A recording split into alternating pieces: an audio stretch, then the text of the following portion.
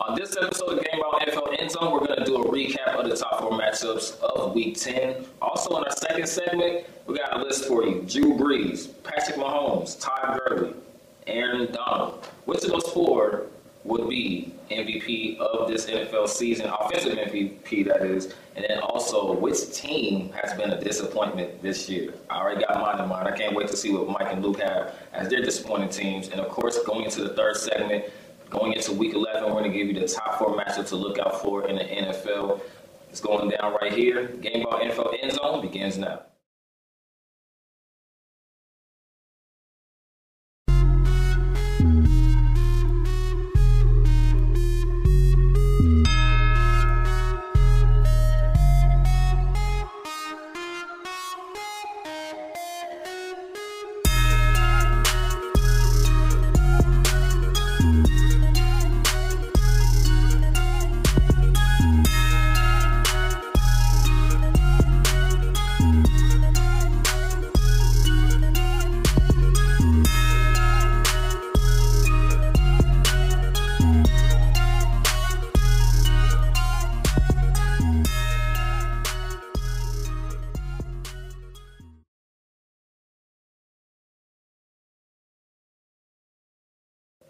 What's happening, everyone? Welcome to Gameball NFL Endzone with the football season never ends. I'm Marcus Young, Genius Jenkins. It's Mike O'Reilly. And I'm Luke Harden. Yes, sir. And we're going to recap first Week 10 and the top 4 matchups that were in the National Football League, starting with the New Orleans Saints and Drew Brees and company once again getting it done. 51-14 would be the score in this game. Since Murderous. 187. That's all I got to say. It was tied at 7. At one point. At one point. You know. That memory is gone. They got a 187. Them Saints. How about them Saints? Haven't lost since opening day. And the Kansas City Chiefs. The Kansas City Chiefs would be victorious. No really surprise there based on their opponent, but they would win 26-14. We'll talk about that matchup a little bit more here shortly. Moving on to Green Bay Packers, 31-12 winners over the Miami Dolphins. And lastly, Mike's favorite team, Dallas Cowboys, would find a way to win against the Philadelphia Eagles. The Eagles, they've had an up and down season. Yeah, he's over there shaking his head. They are your favorite team to hate. Them Cowboys. Cowboys Nation, you know what? Stand up one good time. Got a victory, a much-needed victory. But for overtook Philadelphia for second place. They're just, I believe, a game back at the Redskins right now. For now. All right, and we're going to talk about that matchup here very shortly, too. But first and foremost, the Kansas City Chiefs would be winners at Arrowhead Stadium over the Arizona Cardinals. For me, I don't know if you guys agree with this more. There's also some defensive credit that I think both teams should get. Of course, Kansas City would start out hot. They would have 20 points in the first half. They would only be held to 6 points, though. They would score that 6 in the fourth quarter. So you definitely got to give credit where credit's due. A little bit by the Arizona Cardinals, and then also the Kansas City Chiefs. 7 points in the first half by the Cardinals, and they would score another 7 points only in the second half. Luke, actually going to start with you with this one. What do you like about this Chiefs victory? Other than Patrick Mahomes, I think the Chiefs absolutely have to find a way to extend Tyreek Hill there. Patrick Peterson, actually, I mean, I don't know what the final stats would say about it, but I thought he did Hill had those couple of plays in the first half where he got the 1 or 2 touchdowns on him, but outside of that, Patrick Peterson defended him just about as perfectly as you can, which goes to show just how monumental he is to that Chiefs offense. I mean, it really goes to show just how much speed kills. So it's definitely Mahomes number 1, but Hill number 2 as far as guys to keep on the offensive side of the ball there. Because I think I'm pretty sure that Kansas City doesn't win that game without Tyreek Hill playing for him in the place he made yesterday. Because Patrick Peterson, he played him just about perfect. Well, Kansas City Chiefs defensively, you got to give some credit. They did held the Cardinals 7 points in the first half, and they let them score in the second half. Josh Rosen was under pressure 54% of his dropbacks yesterday. That was still a concern a little bit going forward, but their defense is getting better, and they got Justin Houston back, which makes a little bit difference, but you still got to be concerned about that secondary, and you still got to be concerned about the rush defense. They did play Arizona Cardinals, though, but Arizona did play well despite the loss, I think. Rosen's going to grow up. He's going through his growing pains. Cardinals had the ball in the fourth quarter, down 20-14. Chance to score and take the lead with an extra point. So I think if you tell them that you give them that situation, you tell the Cardinals fan that during the week they would have gladly taken that situation. Well, he's going through his growing pains, and he's learning, and they'll get there eventually. But the Chiefs, for next week, and we'll talk about that more, they're going to have to prepare their behinds off for the toughest game of the year as they take on the Rams. We'll touch that more on the third segment. But overall, it was a good win, and it was the Arizona Cardinals. Let's just be honest. It was. And this will be the first game in quite some time that Patrick Mahomes did not throw an interception as well in that matchup. Like we talked about. I mean, we didn't even talk about it much, but I mean, no real surprises that the Chiefs beat the Cardinals. Next up for the Chiefs, like you mentioned, the Los Angeles Rams, which is a fantastic test for Kansas City. Mexico City. Neutral field. And the second matchup we'll discuss, the Dallas Cowboys and the Philadelphia Eagles. Once again, Mike, we'll start with you on this one. It's weird saying this, but what did you like about the Cowboys win over the Philadelphia Eagles? I was not even interested in the win at all. It was pathetic by both teams.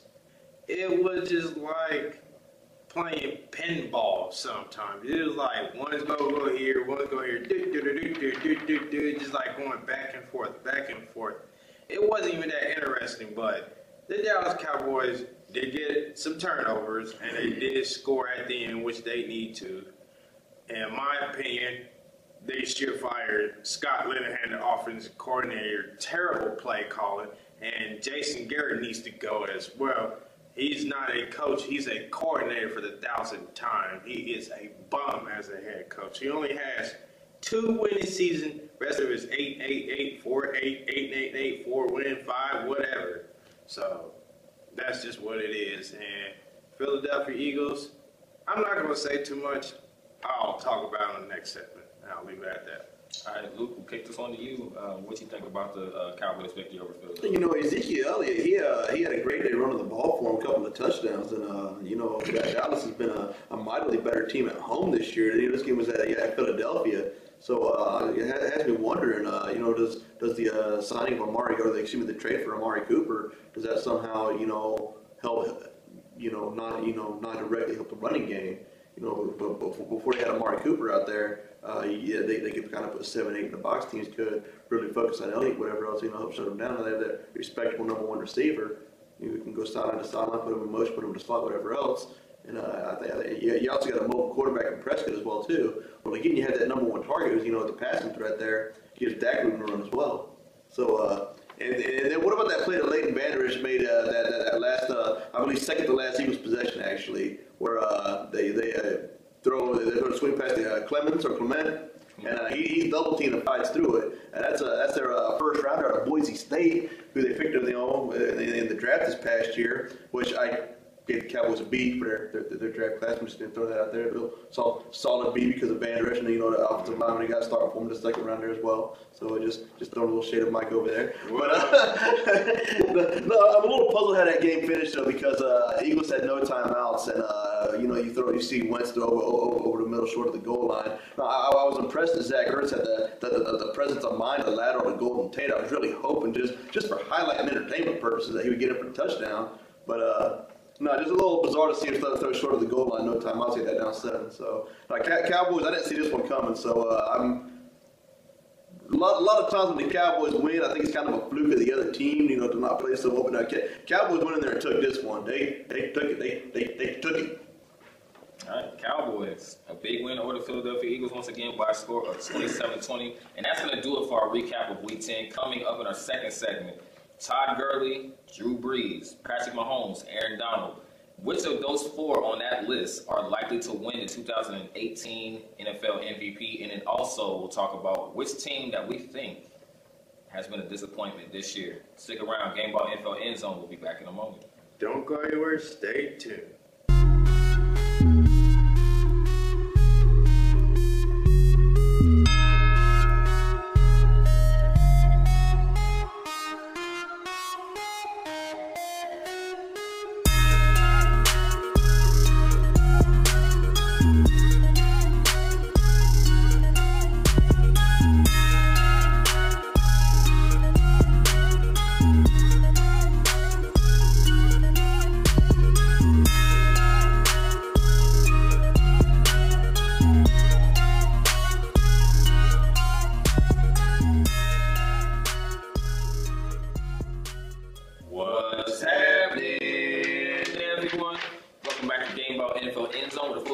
conversation never ends. Now, in our second segment, we got 4 players on the list that we're going to talk about: Drew Brees, Patrick Mahomes, Todd Gurley, and Donald.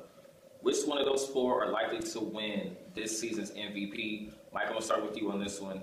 Which of those 4 do you think is going to likely win that award? In my opinion, this will probably never happen, but the credit should go to the defensive player, which likely will not win it, Aaron Donald. He has been consistently productive. He is a disruption, and he is a playmaking machine. He gets to the backfield quicker than any defensive line in the NFL. All of a sudden, either a loss for a game to run, sack, fumble, whatever. This dude is disruptive. And you add Dante Fowler on top of that, so now you got to worry about him, you got to worry about Sue, you got to worry about Brocker, you got to worry about Aaron Donald. They can just move around the places. The 4 technique, 5 technique, some defensive end on the outside. He is versatile. And I love his hand movement when he gets off blocks and all that. So, in my opinion, if you really be honest, I think Aaron Donald should win this war, but likely it's going to go to an offensive player, most likely. So, Drew Brees, he's playing out of his mind. He just broke the NFL all-time passing record, and his completion percentage is amazing, 70% completion. That's #1 passer rate in the NFL. He's it's better than Patrick Mahomes. No disrespect there, but he's playing out of his mind. So, Patrick Mahomes is balling, but he's not on that Drew Brees level. Drew Brees is on another planet right now. So, more likely, if it's going to go to a player, it'd be Drew Brees. Luke, do you agree with that, or do you have a different one? I got Pat. I got Pistol Pat Mahomes winning the MVP this year. He's already set the Chiefs touchdown, franchise touchdown record this year. And Drew Brees, he's setting, he's setting career accomplishment records this year and whatever else. But Mahomes, the MVP is about a 16-game vacuum, and Mahomes is setting single season records for him as well. So what Brees has done, I don't. Brees is, he this isn't even his last year in the league. He's going to have some of these records out of sight, out of mind. But no, I got Mahomes going with the MVP here. She's got they got the Rams coming up this weekend, in Mexico City. But I think outside of that, they have a Thursday night game, here in a few weeks after that against the Chargers. But I tell you what, they still got 2 games against the Raiders. He could probably have 10. He could realistically throw for 10 touchdowns against the Raiders alone. Now, one of those games in Week 17, he may sit that game. So it might be a little far fetched right there. But it's got to be Mahomes. Of course, he's going to be on the Madden cover next year. Well, Madden. Yeah. So careful what you wish for, I guess. But no, I got to give it to Pat at this point. Only way Mahomes doesn't win MVP this year is if, God forbid, he gets hurt all like Carson Wentz last year. Because Carson Wentz was a slam dunk MVP last year as well, and he just happened to get hurt for the season over. So, all right, got to go Pat. I'm actually in agreement with both of you guys. When I look at this list, we know technically out of these 4, in the back of most people's minds, it's a race between Patrick Mahomes and Drew Brees. And that's the way I look at it. The case, like you basically mentioned the case for Drew Brees. And not only that, but twice this year on the road, when his team needed him, he called his own number and he got it done for his team. I think that's the big case for Drew Brees. Patrick Mahomes came out of nowhere, and nobody saw this coming. And the way that he is playing, for this being his first year as a starting quarterback, his second year in the league, and he is putting up numbers of a seasoned veteran quarterback. And the Chiefs are sitting at 9-1. To be 100% honest with you, I think Patrick Mahomes' opportunity comes this weekend to break away and maybe have a slight lead over Drew Brees. If he gets it done and they beat the Rams on the road, they have him on the road, correct? Is that Mexico City. If he gets it done against a very good Rams offense and defense, I think right there, I think that could be something that puts him ahead of Drew Brees slightly. But if I had to choose one right now, and I'm going to say this without bias, the things that Patrick Mahomes is doing right now is unbelievable. And like you mentioned, it is career accomplishments for Drew Brees. It's tough. I'm going to say,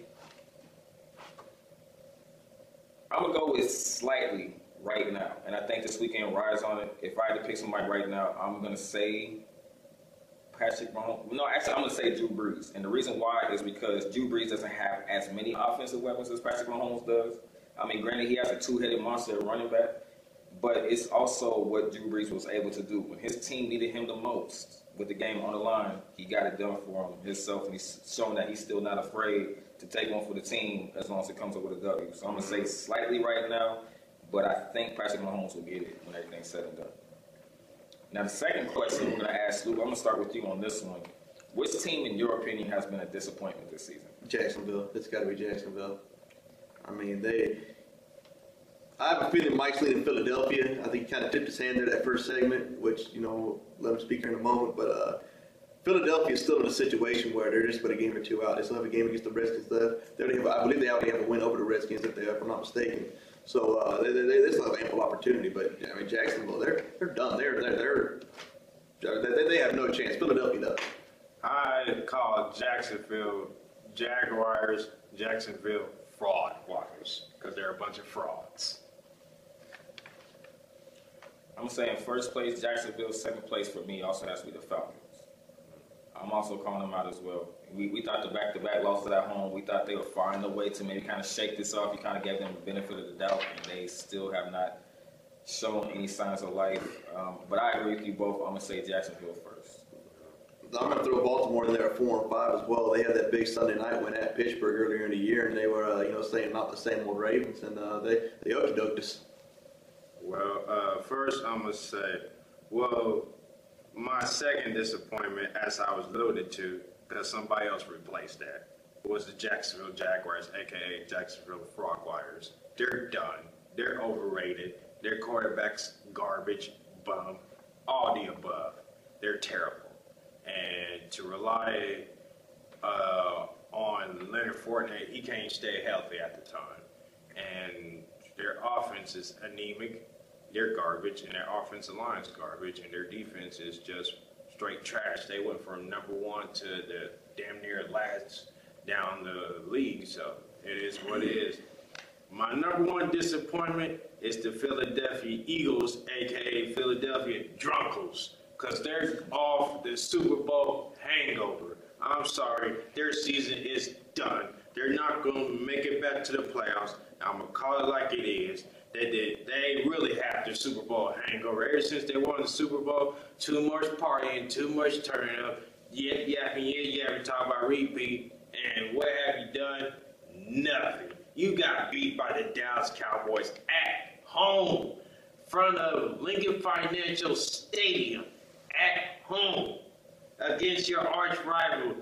God forbid, everybody hates them, and you lost to the Dallas Cowboys. I'd rather, as a Patriot fan, lose by 24 points to the Titans than lose to the Dallas Cowboys. We ask any patron. I'm dead serious when I say that, because losing to the Dallas Cowboys, especially they are terrible, that puts bad taste in your mouth. That gives you the punch in the gut. That gives you kick it to the balls. Thank you. So the Philadelphia Eagles, the Philadelphia Drunkles, they have too much drinking, whatever they have, that Super Bowl hangover. The Super Bowl hangover is real. It's just call it what it is. It's the Philadelphia Eagles, the most disappointing team of this season in the NFL. Apparently, it's not always sunny in Philadelphia. But you got to kind of give them the benefit of the doubt. Usually teams don't always come back this similar season. Make the exceptions with teams like the New England Patriots. They're the Patriots. We get it. They're always going to be a good team as long as Belichick is coach and Tom Brady's the quarterback.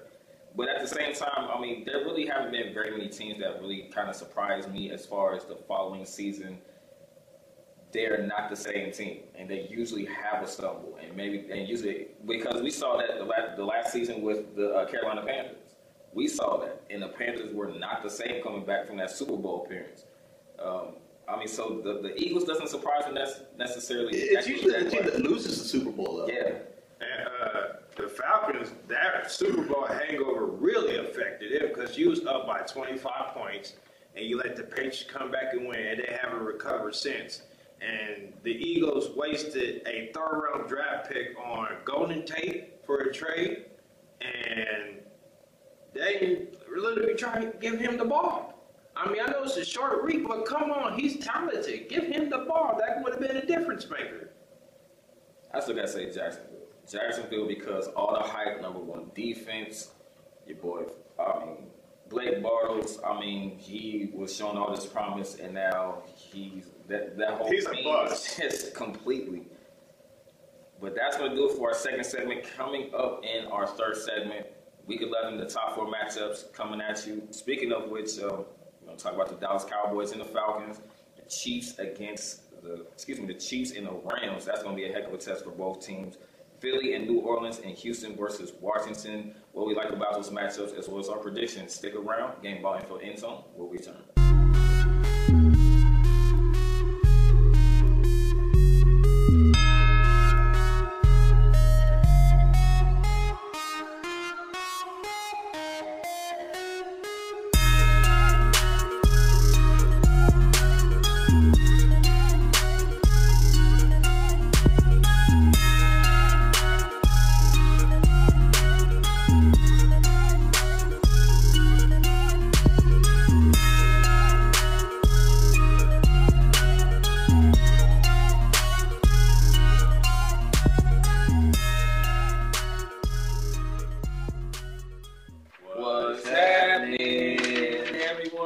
Welcome back to Gameball Info Endzone, where the football season never ends. Now it's time to talk about the top 4 matchups to be on the lookout for in this coming week 11 in the NFL. Starting with the boys, the Dallas Cowboys taking on the Atlanta Falcons.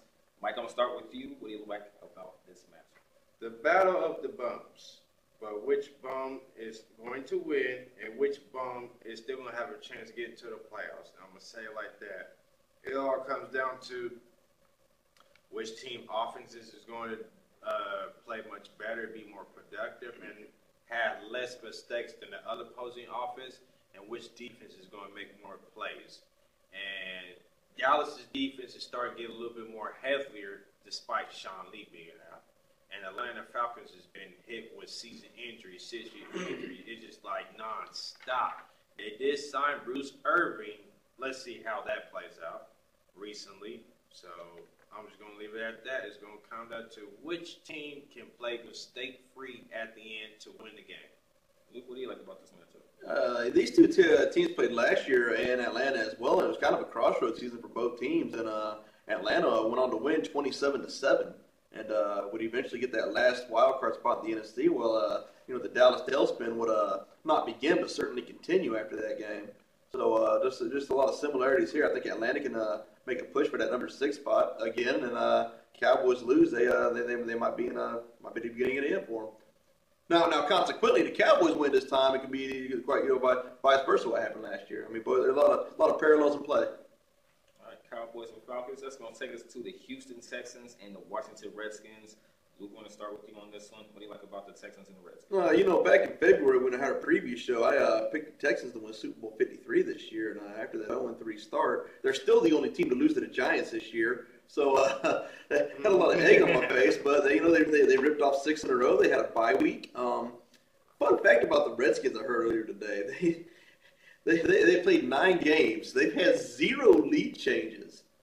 They score first, they win. They never surrender. They score second, they never get the lead, they always lose. It's the first time since 1954 when the Redskins did it. So 9 games into the season, they've yet to be in a game with where both teams would have the lead at one point or another. All right, Mike, what do you like about the Texans and the Redskins? Well, the Texans are hot right now. The team that's hot and keep rolling, that's the team that can make some noise and into the playoffs. Right now is the Texans. They're clicking on all cylinders. Even though they lost Will Fuller, they acquired Darius Thomas. He'll get it going. And DeAndre Hopkins is on another level. He's not on another level. He's on another planet. He is playing out his mind. And Deshaun Watson looked like he's starting to get more comfortable in the Bill O'Brien offense. And the defense, Jadeveon Clowney is healthy and playing well. J.J. Watt's playing well, but can he stay healthy? And the secondary is balling.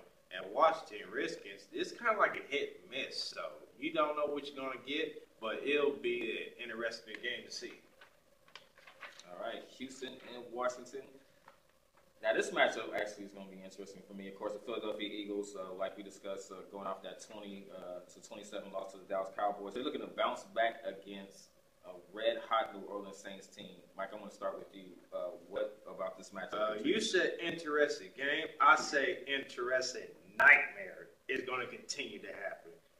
Philadelphia, I'm going to keep it short and sweet. Philadelphia Eagles is running to New Orleans Saints, and they're playing at that dome. That's Nightmare on Elm Street itself. When you get to that dream world, can you escape alive without being killed? And if they can do that, doors are wide open for Philadelphia. But Eagles, they're going to have a tough task defending that offense.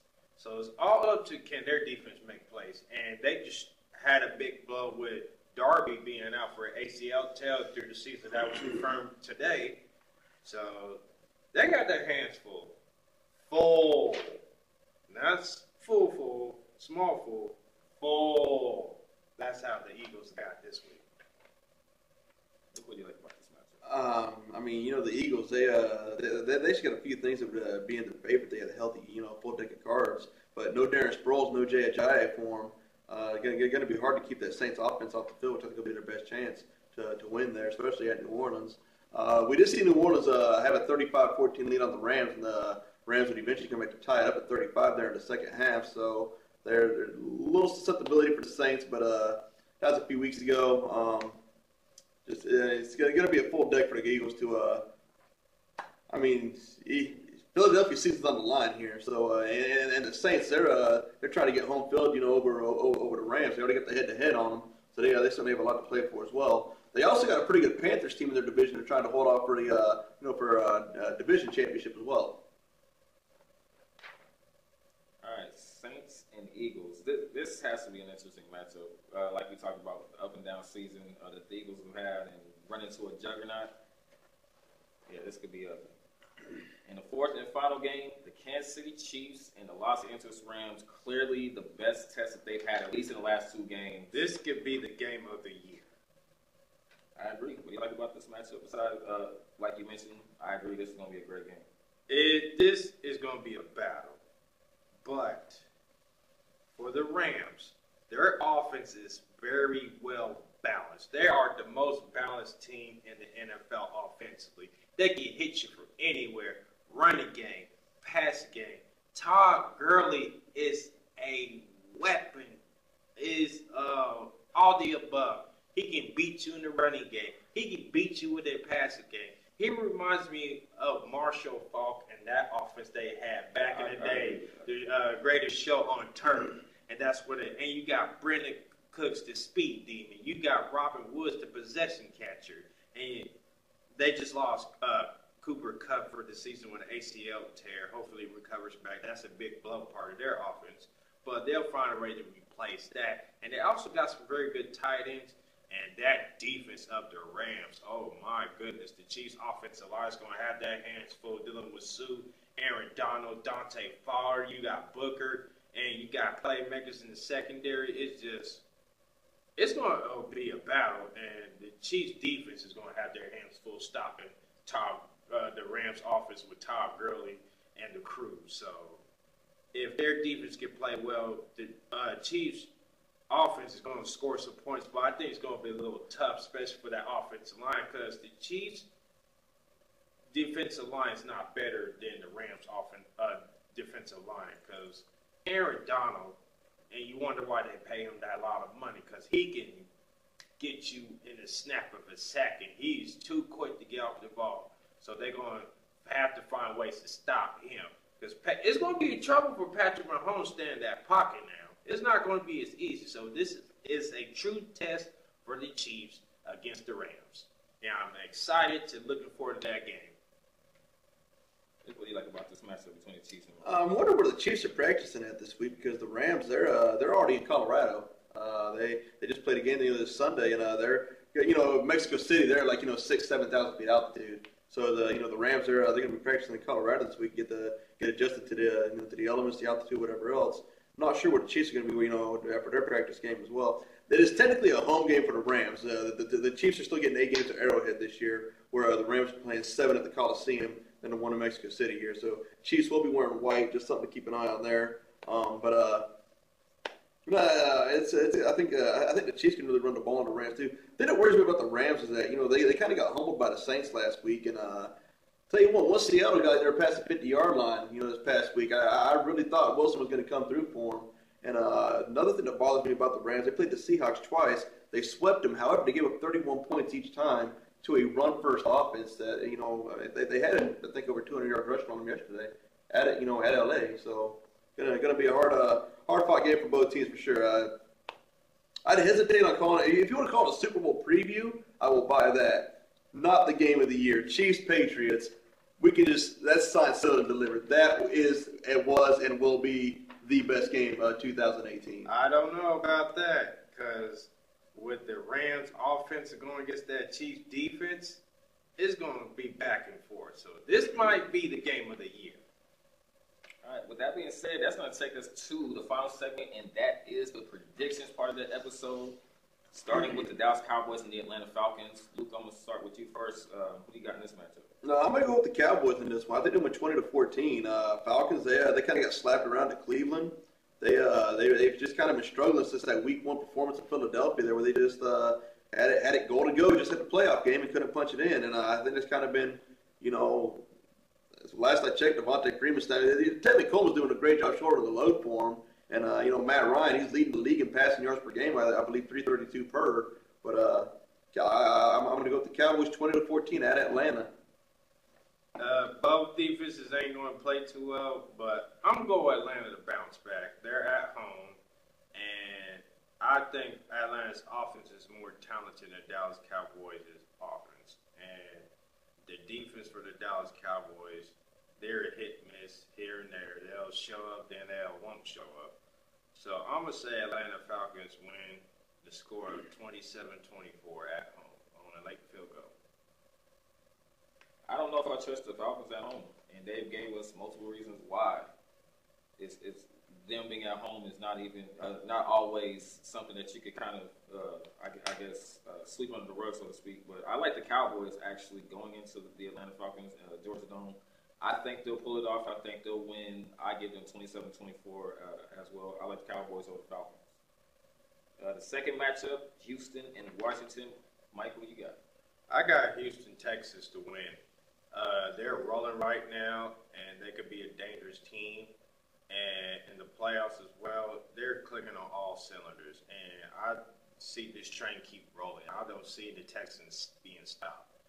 Redskins, defensively, we don't know.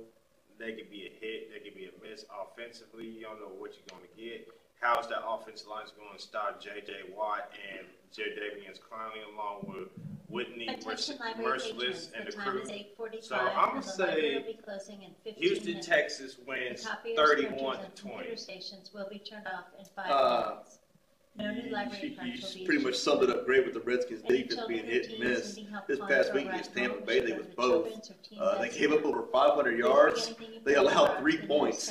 That's got to be an NFL first. I cannot fathom a way for an NFL team or a football team at any level to generate 3 points on over 500 yards of offense. So that's hit and miss on the same day right there. They give up over 500 to Houston. They're going to get blown out, and blown out early and often. And again, that Redskins, I think the mantra stays. I think they make it 10 weeks and no lead changes. Houston scores first, Houston scores second, and Houston goes on to win 27-14 at DC.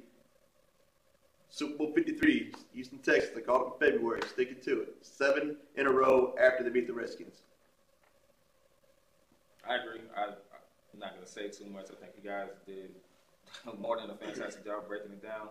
I like Houston in this one as well. I think the train keeps rolling. I'm going to give them a score of 28-14 in this one over the Redskins.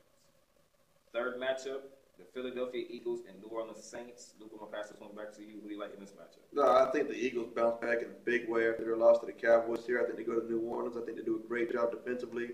I don't think there's any way the Saints can play possibly better than what they did against the Bengals this past week. I do believe that it's the best the Saints will play all year. Probably the worst the Bengals will play all year as well. Now, even though I said I think the Eagles bounce back, I think they bounce back performance-wise. Still like the Saints to win. I like the Saints to win 24-20. Nice. Eagles go in there. It's not going to be a nightmare. You and your brother Cal are going to have, so you got some explaining to do to him. Better hope you ain't watching this because you're going to have some choice words for you there, bro. Saints win a close one, 24-20, but I think the Eagles are right there. I think it's very, very similar to this most recent Rams-Seahawks matchup, just a little bit less scoring, about 10 points less per team, roughly. You know what Freddy Cougar said? Don't go to sleep. Don't get drunk. You go to sleep. I'm in your dreams. And that's what's going to happen to the Philadelphia Eagles, a.k.a. the Philadelphia Drunkles. Drew Brees is going to be Freddy Cougar, Nightmare on Elm Street, carving up the Eagles' defense. Chop, chop, chop, chop, chop. Welcome to my nightmare in the Dome in New Orleans. Who that said going to beat them Eagles? Drew Brees Kruger. That's what's going to happen. They're going to lay the smack down on them. They're going to do the rock bottom. They're going to do the figure four. They're going to do the sharpshooter. All the wrestling moves on them. The Macho Man Randy Savage elbow drop them all over the Eagles. It is not going to be the close. It's going to be a blowout. When you go to that territory and the Saints in that dome, the Saints play out their mind. So I'm expecting 40 points to be scored against the Eagles defense, and the Eagles only scored 20. So 41-20, Saints win big. I like the Saints in this one. I think they'll pound the ball early against the Philadelphia Eagles, and that'll kind of make them honest, and I think Drew Brees will go to work after that. I'm going to say they will win by a score. I say 35-21. They'll beat the Philadelphia Eagles. Their season's over. See you later, Philly. And with the fourth and final matchup, Fly, Eagle, fly, get shot down. That's kind of inaccurate, though, because you have the Cowboys and Redskins both losing as well, too. So if all three teams in the NFC East lose there, with the Giants, they're clearly out of it. Then, I mean, I don't understand how that makes their season over. Well, their season's still going to be over. all right, and the fourth and final matchup, potentially, or more than likely the game of the week, and that is the Kansas City Chiefs and the Los Angeles Rams.